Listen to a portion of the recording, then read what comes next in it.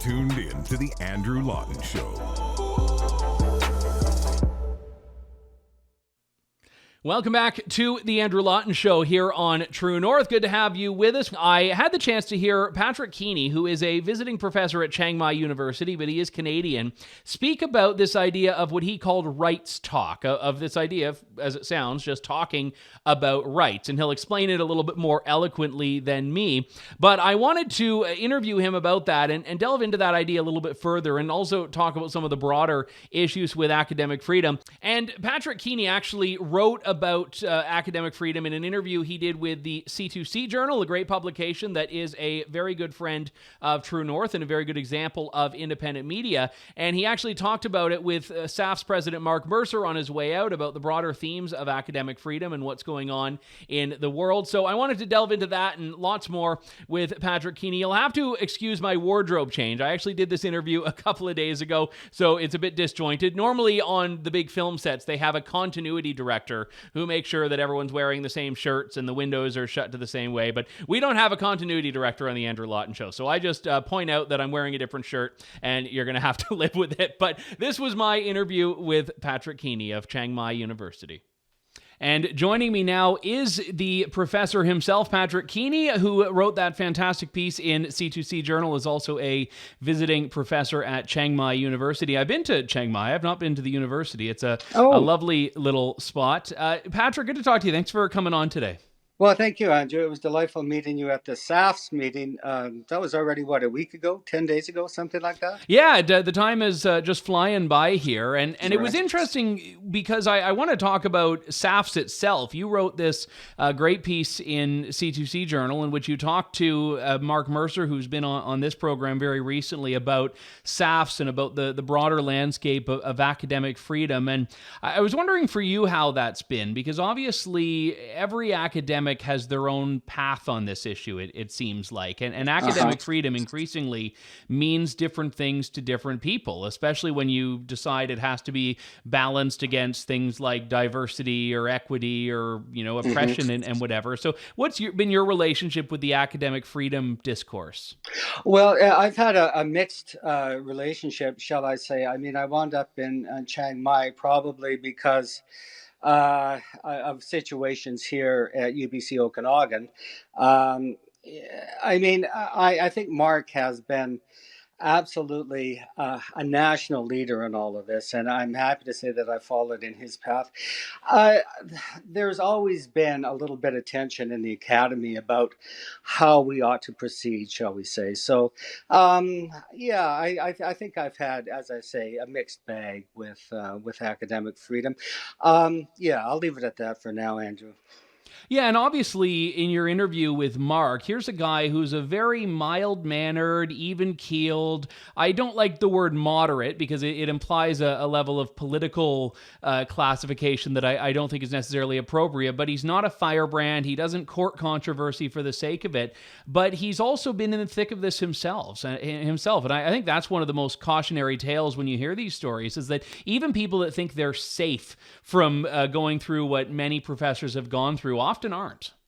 Indeed, and Mark is, to me at least, the epitome of civil discourse. I mean, he exudes the kind of tolerance and capacity to entertain opposing ideas that I think all of us professors should take on board. It's sometimes difficult. I know we all have strong views about a lot of things, and when we hear people who have opposing views, who are equally passionate about those views, it's difficult sometimes to maintain your composure, shall we say. And I think Mark has been exemplary in showing us how to do that. His book, by the way, is a fabulous book. I'd like to plug it right now, In Praise of Dangerous Universities. Mm-hmm. I can't recommend it highly enough. I think Dr. Mercer has brought into the public domain the kinds of ideas that weren't all that radical even a few years ago. I mean, my first appointment was in 1991, and in the space from 1991 to today, the institution, the academy, has changed fairly radically. The kind of ideas that Mark espouses are, to my way of thinking, um, should be just sort of uncontroversial, shall we say. I was thinking today, my dissertation supervisor was sort of an unapologetic, unreformed utilitarian. And I'm not. And so my dissertation was basically an attack on utilitarian ethical theory, shall we say. And my supervisor was just brilliant at showing me how to construct my argument to bring it out as forcibly, as rigorously as I could, despite the fact that he was, in his essence, if you will, opposed to what I was writing about. And I think that kind of ability to sit back, listen to your interlocutors, and say, yeah, I disagree with you, but you are entitled to that kind of idea. We seem to have lost that thread somehow. And as we discussed at the conference, I think all of us were scratching our heads as to what happened. How did we lose what was, I think, at bottom, the essence of the university, this ability to sit and disagree with each other civilly, have conversations. And Mark and I both share an interest in the political philosopher Michael Oakeshott. And of course, for Oakeshott, education is the conversation. That's how we learn about our world, is through entering into different kinds of conversations. And part of learning those conversations is learning as well the virtues and the nuances of having a conversation, which means, in essence, as you're doing now, Andrew, to sit and nod and listen and take on board what others are saying without having to demonize them, and understand that they too have passions, and they too have differing ideas, and that they too have good reasons for holding the views that they do. What was it? Churchill, I think, said. What was his line about a heretic is somebody who, or dogmatist is somebody who can't change the subject and won't change his mind, I think was the quote. Yeah. So I think my experience in the academy has been sort of mixed. As I say, I had the great privilege of having a dissertation supervisor who was, as I say, the essence of Millian liberalism. And then, of course, as my career progressed, one stumbles on certain individuals who don't take that view, shall we say. You briefly mentioned a few moments ago the path that led you to where you are now, Chiang Mai University. And I guess that sparks the question of these phenomena we've been discussing, the issue of institutional wokeness in the academy, the issue of academic freedom in peril, of not being able to sit down and have the conversations. Is that exclusively a Western phenomenon? I mean, how, in your experience working for an Asian university, has that issue manifested, if at all, there? Because I think on a lot of things, political correctness has tended to be a Western creation, but I don't know if in the academic setting that's held as well. The language of instruction in Chiang Mai is, understandably, it's Thai. And I was hired primarily to help with English language instruction. So I'm not really in a good position to talk about it, except to say that I haven't particularly noticed any sort of wokeness, except to say that all of the kind of trends that we see in North America do eventually sort of filter out into Asia at some point.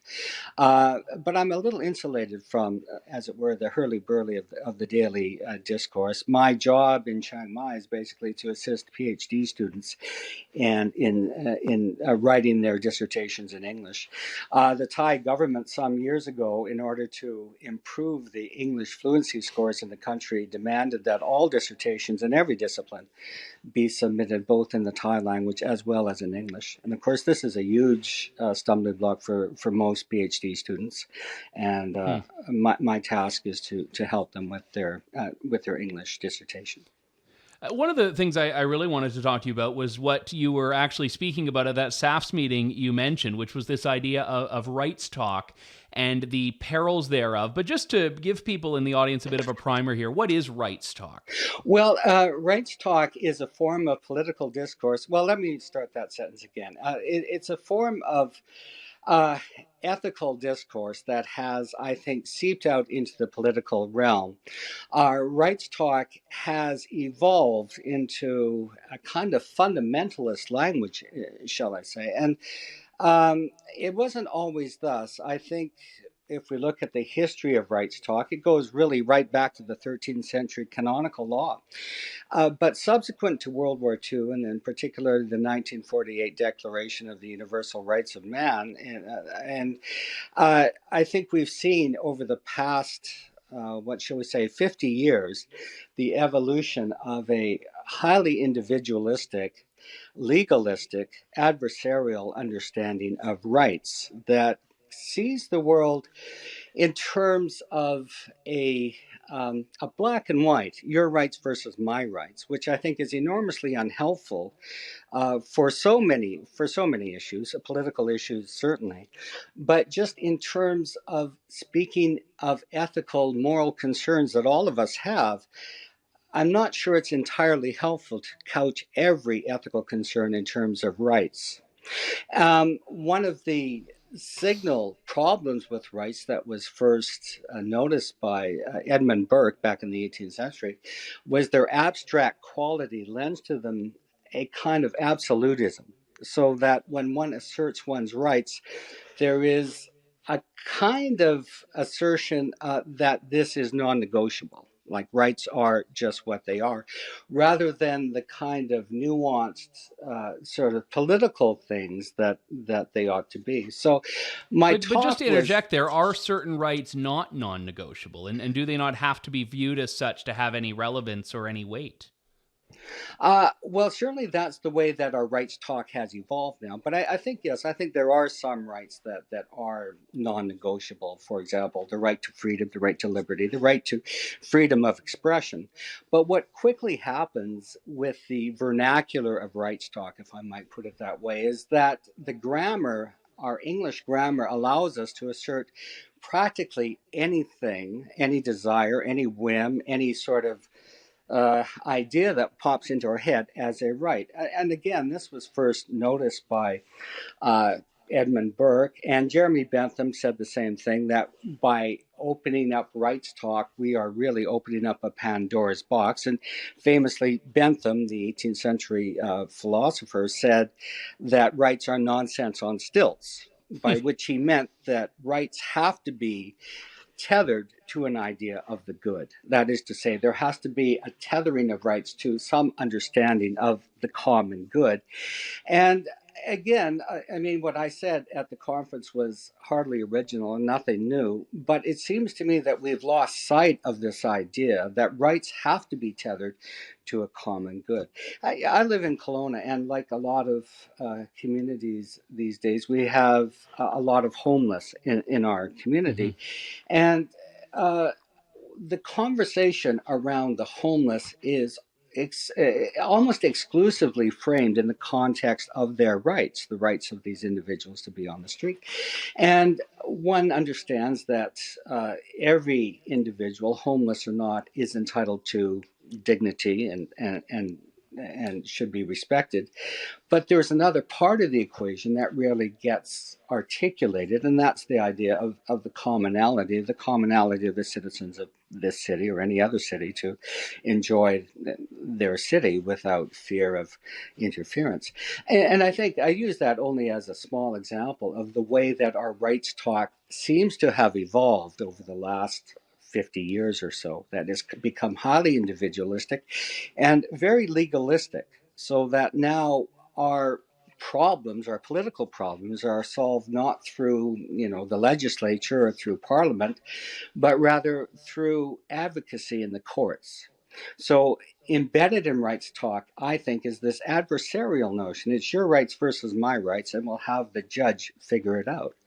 And that creates, I think, a very unhappy situation for society, in the sense that one of us is going to prevail, your rights or my rights, and you or I, one of us is going to be the loser. And unlike the sort of compromises that politicians are forced into, the sort of black and white win-lose nature of rights talk, I think, is unhelpful for the political, for our polity. I don't think it's a healthy development. A lot of people share this view, and indeed. I think it was Michael Ignatieff years ago who wrote a little book called The Needs of Strangers. He said one of the signal failures of rights talk is its inability to talk about virtues that are important for the commonality, but which can't be captured in rights talk. Things like love, compassion, honor, friendship.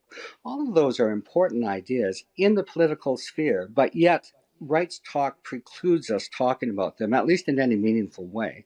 Those are the kinds of old-fashioned virtues that seem to me to have been sort of thrown back into the private sphere. I mean, you and I think all of us want to have love and friends and all the rest of it in our private life. But where in our political conversations do we find time to talk about those very important ideas, I think? So, yeah, they're harder to quantify, I think, which is why the more difficult work of holding those things up really becomes in focus here. Well, it's a fascinating talk. I think people should hopefully have the opportunity to see it. You should take the show on the road. But in the meantime, definitely check out Patrick Keeney's great piece in C2C about academic freedom and the Society for Academic Freedom, that interview with Mark Mercer. Patrick, thanks so much. Good to talk to you. Thanks, Andrew. That was Professor Patrick Keeney here on The Andrew Lawton Show. My thanks to all of you for tuning in today. We will be back next week with more full strength of Canada's most irreverent talk show here on True North. Have a great weekend, everyone. Thank you, God bless, and good day to you all. Thanks for listening to The Andrew Lawton Show. Support the program by donating to True North at www.tnc.news.